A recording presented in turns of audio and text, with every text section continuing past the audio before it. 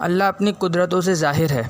वो इतना ज़ाहिर है कि उससे ज़्यादा कोई ज़ाहिर नहीं, लेकिन वो इतना पोशीदा है कि उससे ज़्यादा पोशीदा कोई नहीं है। क्यों? आप मुझे बताएं कि अगर आप किसी ऐसे शख्स को इस दुनिया में लाएं जिसका कभी ये एक्सपीरियंस ही ना हो कि मुर्गी के अंडे से चूज़ा निकल सकता है, जस्ट एग्ज़ाम्पल, और आप उसको बताएं कि ये देखो, ये जो मुर्गी ने अंडा दिया है इसको ज़रा तोड़ो, वो तोड़ के देखे, उसमें एक लेसदार मादा निकले, उसका एक कवर हो, फिर आप उसे कहें कि ये जो अंडा है यही मुर्गी 22 दिन के लिए अपने नीचे रखेगी, इसमें से एक ज़िंदा मुर्गी और निकल आएगी, छोटी सी, जिसे हम चूज़ा कहते हैं। जिसको ये एक्सपीरियंस ना हो, क्या वो ये मानने के लिए तैयार होगा? अगर किसी शख्स को हम दरख्त दिखाएं और उस दरख्त से उसका एक बीज तोड़ें जो उसके फूल में से निकलता है, और उसे कहें कि ये जो बीज है, इस बीज को जब मैं ज़मीन में बोऊंगा तो ये इस दरख्त से 6 अरब गुना बड़ा दरख्त बन जाएगा, इसी बीज में से निकल के। अगर उसने ये एक्सपीरियंसेस पहले नहीं किए हुए और वो किसी ऐसी दुनिया में रहता है जिसमें उसको पता ही नहीं सीड क्या होता है, दरख्त क्या होता है, क्या वो मान लेगा? Not at all.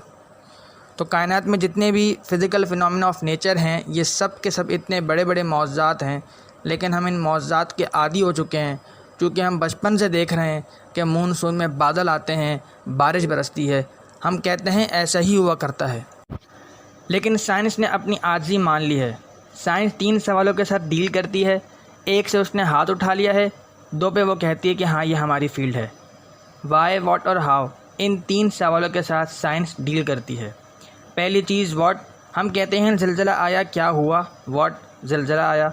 दूसरी चीज़ वाई, क्यों, जब पूछते हैं कि ये ज़िलज़ला क्यों आया, वाई, तो वो कहेंगे टेक्टोनिक प्लेट्स की डिस्टर्बेंस की वजह से। और जब हम उनसे पूछते हैं कि ये टेक्टोनिक प्लेट्स जो हैं डिस्टर्ब क्यों हो जाती हैं, इनका टाइम फ्रेम कैसे सेट होता है कि उन्होंने अभी इसी वक्त डिस्टर्ब होना है, तो वो कहते हैं ये तो हाउ वाला सवाल है, कैसे, it is physical phenomena of nature, ये कानून कुदरत है, ये ऐसा ही हुआ करता है।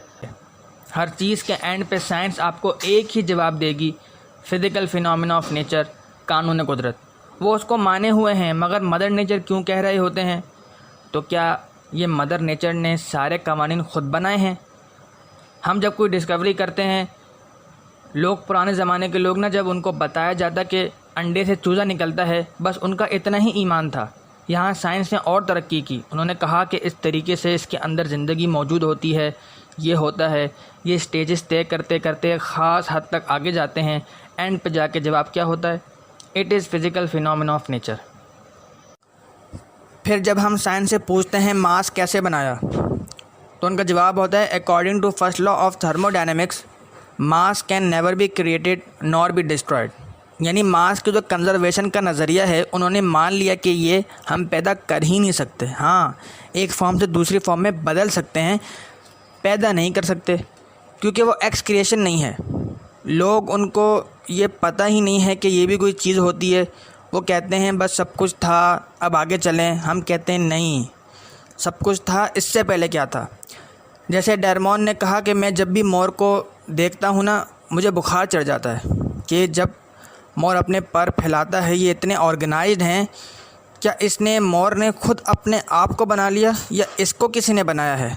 अगर किसी ने बनाया है तो वो क्रिएटर है। जितने फिज़िकल फिनोमेना ऑफ नेचर हैं, ये सिर्फ एक्सप्लेन करते हैं ये चीज़ कैसे हो रही है, लेकिन इसकी ऑर्गन क्या है ये नहीं बताते। जैसे कि सूरज मशरिक़ से निकलता है, ये एक इन्फॉर्मेशन है, इस इन्फॉर्मेशन ने सूरज को पैदा नहीं किया। अब जितने मैथमेटिकल फार्मूला हैं, मैथमेटिकल जितने भी इक्वेशंस हैं, वो एक्सप्लेन करते हैं वर्किंग। उन इक्वेशंस ने इन चीज़ों को पैदा नहीं किया। सूरज के ऊपर आप जितने भी केमिकल फार्मूलाज लिख लें कि सूरज हीलियम से बना, हाइड्रोजन वगैरह से बना, ये फार्मूलाज हैं। क्या हीलियम ने सूरज को पैदा किया है या हाइड्रोजन ने? वो तो ख़ुद पैदा हुई हुई हैं। तो हर चीज़ को डीप थिंक करेंगे तो एक सुप्रीम बीइंग, एक super natural agency, supreme authority की तरफ आपको गाइडलाइंस मिलेगी। इंसान अपने ऊपर ही गौर कर ले। मेरी मर्ज़ी के बगैर मेरे गुर्दे रोज़ाना 25 दफ़ा डायलिसिस कर रहे हैं। मेरी मर्ज़ी के बगैर मेरी आंखें 12,000 दफ़ा झपक रही हैं। 23,000 दफ़ा सांस अंदर और 23,000 दफ़ा बाहर मेरे फेफड़े कर रहे हैं। मेरी मर्ज़ी के बगैर मेरा दिल रोज़ाना 1,00,000 दफ़ा धड़क रहा है। 10,000 दफ़ा खून पंप कर रहा है मेरी नसों में, जिनकी लेंथ 1,00,000 किलोमीटर है। ये तो आज साइंस की बरकत है कि ये सब कुछ हमें पता चला। रिवील्ड नॉलेज के बाद ये एक्वायर्ड नॉलेज है। दो ही नॉलेज इस्लाम में हैं, या तो रिवील्ड नॉलेज कुरान और वही का इल्म, या acquired knowledge the knowledge obtain through observations and experiments. Definitely ये इल्म है। इसी एक्वायर्ड नॉलेज ने आज हमें इस काबिल किया है कि ये हमारी वीडियो आप देख रहे हैं। आज इंसान को अल्लाह ताला ने कितनी तरक्की करवाई है कि आज हमने क्या कुछ नहीं कर लिया। लेकिन बायोलॉजी का एक लॉ उन्होंने फाइनल कर लिया है, living things can never be created out of non living things. ज़िंदा चीज़ ज़िंदा से ही बनती है। अंडा कोई नहीं बना सकता, सीड कोई साइंटिस्ट नहीं बना सकेगा। सीड दरख्त से ही लेना पड़ेगा। और दरख्त कहाँ से आया? तो कहते हैं फिज़िकल फिनोमेना ऑफ नेचर। दरख्त को मानना पड़ेगा, फिर आगे चलेंगे। आपने जिसको पहले मान लिया है ना, असल में इसको डीप थिंक करेंगे तो इसको बनाने वाला मिल जाएगा। तो ये खुदा ज़ाहिर है, लेकिन वो बातिन इसलिए है कि कुरान में इरशाद है, इन्नल्लज़ीना यख़शौना रब्बहुम बिलग़ैबि लहुम मग़फ़िरतुन व अज्रुन कबीर। जो लोग बग़ैर देखे अपने रब से डरते हैं, उनके लिए मग़फ़िरत और अजर अज़ीम है। वरना तो इम्तिहान रहेगा। ये दुनिया इम्तिहान गाह इसीलिए है कि अल्लाह ताला सिर्फ़ अपनी कुदरतों से ज़ाहिर है, वो ख़ुद बैक फुट पे है। आप तरबूज को ही देखें,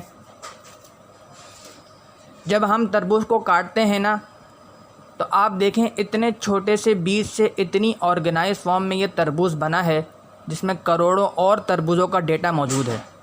वो जितने बीज हैं, एक एक तरबूज और फिर उससे आगे तरबूज, फिर इसमें मिठास है, फिर इसकी बाहर एक खाल है। इसी तरबूज को काट के आप बाहर रखें, ख़राब हो जाता है। वैसे ये डेयरी में पड़े रहते हैं तो ख़राब ही नहीं होते। काटने की देर है, फ्रिज में रखना पड़ जाता है। तो हर चीज़ में खुदा है।